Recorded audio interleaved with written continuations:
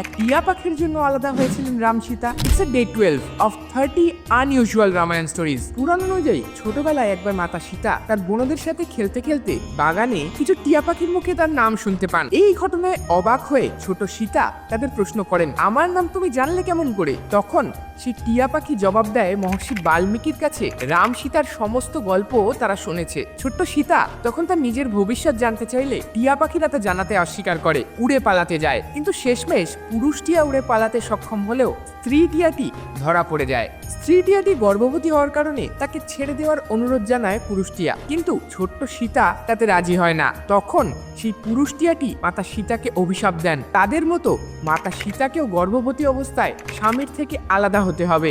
মনে করা হয় সেই টিয়াই পরজন্মে সেই ধোপা ছিলেন, যিনি মাতা সীতার চরিত্রের উপরে আঙ্গুল তুলেছিলেন এবং শ্রীরাম ধর্মের কারণে মাতা সীতাকে পরিত্যাগ করতে বাধ্য হন।